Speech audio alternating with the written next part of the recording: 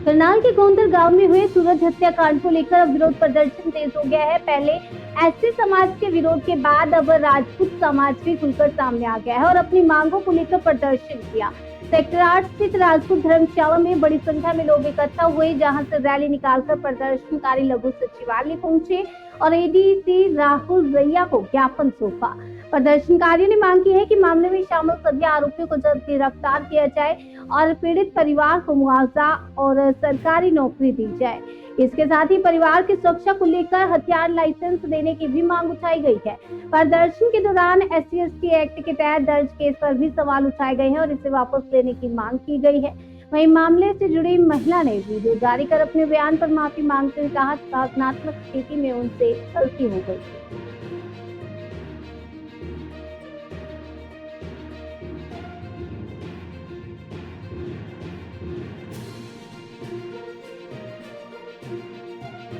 बीते 2 महीने पहले एक ATS गुजरात द्वारा एक आतंकवादी फैजान नाम का पकड़ा गया था। उसकी हिट लिस्ट में 7वां नाम मेरा था। अगर मैं आतंकवादियों से नहीं डरता, मैं उस महाराणा प्रताप का खून हूं, तो क्या हम एक SC/ST एक्ट से डर के बैठ जाए? भाई मेरा युवाओं से निवेदन है कि थारा खून बिल्कुल पानी बन गया यार गोंदर वालों। भाई कम से कम इतना तो समझो कि आपने क्या उस आदमी की लाश नहीं उठाई थी क्या? आप एक चीज पर चर्चा कर रहे हैं कि हमारे पे SC/ST लग रही, हमारे पे SC/ST लग रही। अरे भाई थारे पर लगेगी, क्योंकि तुमने डरना सीख लिया।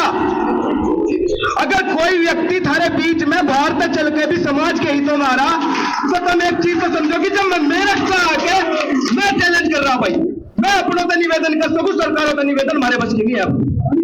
ठीक है ना, सरकार होता है निवेदन होता है सरकार मानने की। जहां हमारी कोई सरकार है ही नहीं, मैं निवेदन केवल अपने बड़ों से कर सकूं। हमें कदलों कटवाओगे नू, हमें नू तो बता दो, थारी तो आधी कट गई, हमारी कैसे कटवाओगे? कैसे कटवाओगे? सूरज कट गया भाई, थोड़ा सा तो अपने खून को खून बनाओ। अगर मैं मेरठ था, मैं वादा कर रहा, मैं विक्रांत ठाकुर, मैं मेरठ की धरती था कि पूरे भारतवर्ष में अगर मेरे समाज पे या किसी अन्य समाज पे भी SC/ST लगती हो, सबसे पहले नाड़ अपनी मैं कटवाऊंगा। पर मैं 302 में जाऊंगा, मैं SC/ST में जाने का नहीं। कमेटी का और मेरे बड़ों का जो भी निर्णय होगा वो मेरे सिर मत थे। पर एक युवा हूं और मेरे पे SC/ST लग रही, जितनों पे भी लग रही, सब युवा थे। भाई मैं यहां भाषण देने आया, बस एक चीज का मेरा निर्देश है, मैं थारी खातर सबसे पहले मरूंगा, पर मैं 302 में जाऊंगा, SC/ST में नहीं जाने का। जय श्री राम। गोंदर में जो सूरज हत्याकांड हुआ है, उस सिलसिले में जो समाज का पक्ष रखने के लिए आज एक बैठक हुई थी महाराणा प्रताप भवन में, जिसमें गोंदर ही नहीं, अपने जिले से ही नहीं, प्रदेश भर से और प्रदेश के बाहर से भी समाज के अलग अलग वर्गों के प्रतिनिधि इकट्ठे हुए थे।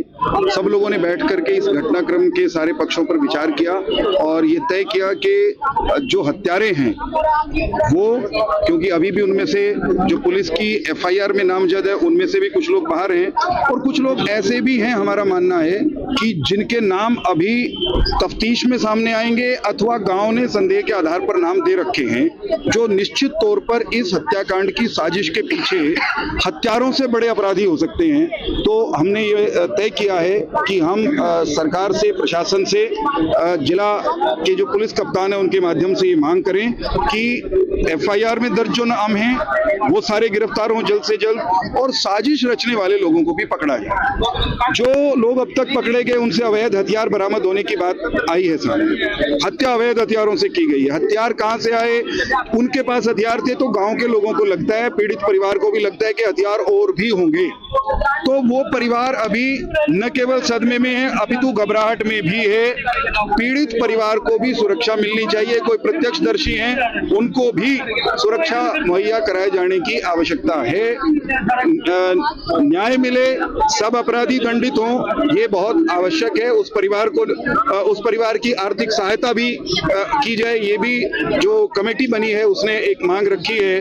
और उस परिवार का, क्योंकि आर्थिक साधन है नहीं, एक की हत्या हो गई तो नौकरी उस परिवार के एक सदस्य को मिले, ये मांग भी आज जो मांग पत्र में जो मामला दर्ज हुआ है महिला के खिलाफ जो अपशब्द किए गए थे, तो कैसे देखते हैं? उसके बाद समाज की समाज की ये राय है कि आवेश में अगर एक महिला ने जिसके सामने उसके द्वारा पाले पोसे गए उसके सामने बड़े हुए बच्चे की लाश पड़ी हो, उसके मुंह से आवेश में अभद्र शब्द निकले, निश्चित तौर पर वो अभद्र हैं, लेकिन आवेश में कहे गए उन शब्दों को लेकर जो मुकदमा दर्ज किया गया है वो मुझे लगता है उस मुकदमे का कोई कानूनी आधार नहीं बनता है, उसको वापस लिया जाना चाहिए। माने उसमें कोई कार्रवाई का कोई आधार हमको तो दिखाई नहीं देता है। ये बात भी हमने मांग पत्र में शामिल की है।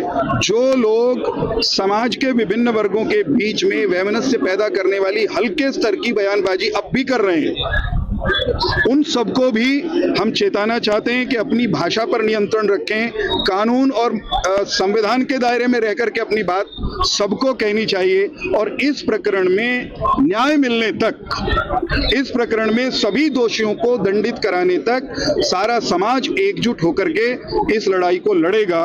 ये सबका आज का संकल्प है। कमाल की बात तो ये है कि बच्चा मारा गया, पर्चा मारे पर कर दिया गया, बच्चा मर गया। चलो हमने कहा भी चलो गांव में इतनी बड़ी दुर्घटना कोई नहीं बर्दाश्त कर सकता भाई साहब। उसने कहा दी महिला ने, उसके खिलाफ पर्चा दर्ज हो गया, वो भी सहन कर लिया। हमें कानून पे भरोसा था इसलिए गांव में शांति से बैठे थे ना। क्या गोंदर के एक भी परिवार ने, एससी परिवार ने ये कहा उसको गांव में खतरा है? क्या गोंदर के एक भी एससी परिवार ने ये कहा उसको गांव से निकालने की धमकी मिली है?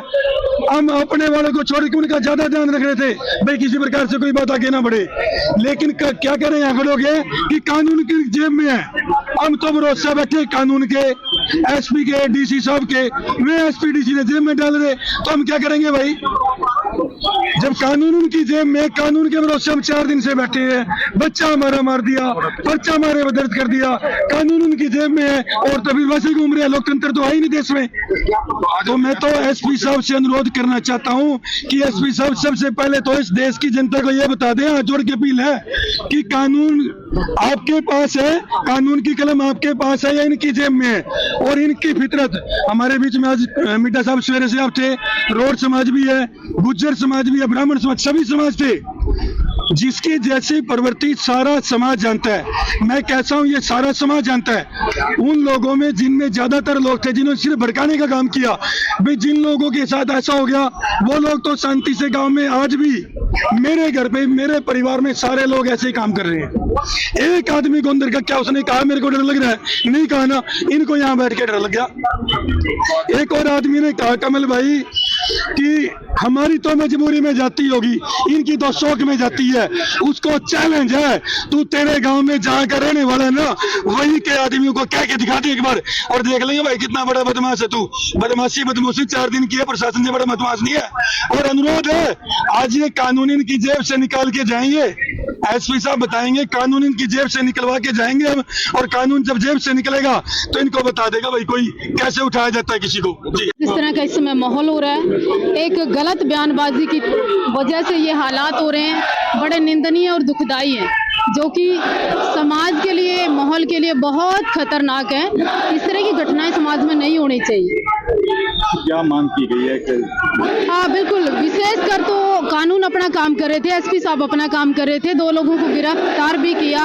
एसपी साहब बड़े काबिल ऑफिसर हैं, पर कहना ये चाहती हूँ, एक महिला वकील की वजह से, 2-3 ऐसे लोगों की वजह से, एक और महिला की वजह से जो ये माहौल खराब हुआ, कहीं ना कहीं ये लोग जिम्मेवार हैं जो कहते हैं कि कानून उनकी जेब में। वो कौन सी जेब है जिसमें कानून रखते हैं? जी।